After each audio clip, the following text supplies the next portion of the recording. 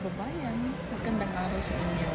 This is Jane and I am originally from the Philippines, in Basilan, Philippines.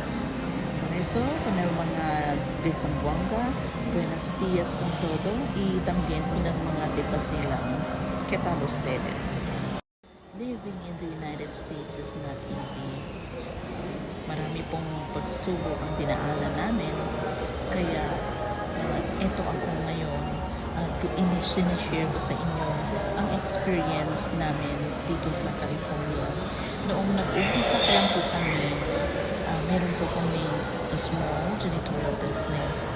Tapos, sumali din po kami sa foreclosure business. Yun po ay panahon ng recession way back 2007 until 2013. So, yun po ang business namin sa foreclosure. Yung naglilinis po kami ng mga empty na bahay.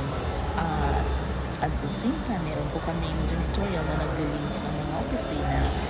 At ang trabaho naman nun ay panggabi. So, the daytime yung foreclosure. So, yun. Kami po'y may mga anak din at maliliit pa po yung time na yun. Pero dumating na po sa punto na kailangan ko na pong huminto sa pagtatrabaho dahil ang anak namin ay lumalaki na at kailangan ng yung hatid sundo sa school. So, medyo mahirap nabawasan yung income dahil dinap namin yung foreclosure business at nang natira ay janitorial. So, mag-isa nagtatrabaho yung asawa ko dahil hindi kami kumuha ng tao para tulungan or empleyado para magtrabaho para sa amin dahil may masama po kami experience sa mga trabahador. Kaya it's mas maganda pa na kami na lang ang gagawa dahil noong nag-hire kami ng mga tao, marami po kami nawalang offices or kliyente dahil hindi po sila satisfied sa mga trabaho nila. But going forward, yun, naging mahirap para sa amin lalo na sa mga gastusin dahil marami tayong bills na binabayaran, yung pagkain. So, yung mga nandito sa US or nasa Canada, I know they can relate. So, yun, kailangan namin maghanap ng ibang pwedeng pagkakakitaan. Yan, naglagi ako nandyan online, naghahanap ng kahit work from home or business. Pero it was a failure for me dahil ayoko pong magbayad ng mga monthly and annual fees. Konti na nga lang yung kinikita namin, tapos meron pa kaming babayaran, madadagdagan pa yung monthly and annual fees sa mga businesses na pinasukan ko. Kaya sabi ko, hindi pwede itong ganito. Yun, hindi ako tumigil, naghanap po ako ng maraming taon. Yun. Tapos nag-aral po ako ng 3 vocational courses para lang at least siguro kung hindi ako magtatagumpay sa businesses, sa online business na yan, at least meron akong another option, yung magtrabaho na lang full-time. But then, matagal din ako nakahanap ng trabaho. Actually, right now, I'm so blessed na nakahanap ako. I was hired sa school. Yan dyan po ako at tatrabaho as yung sa mga computers, sa mga adult students. And at the same time, nakita namin itong digital business, itong kagaya ng ginagawa ko ngayon na ito, sumali po ako, I gave it a try.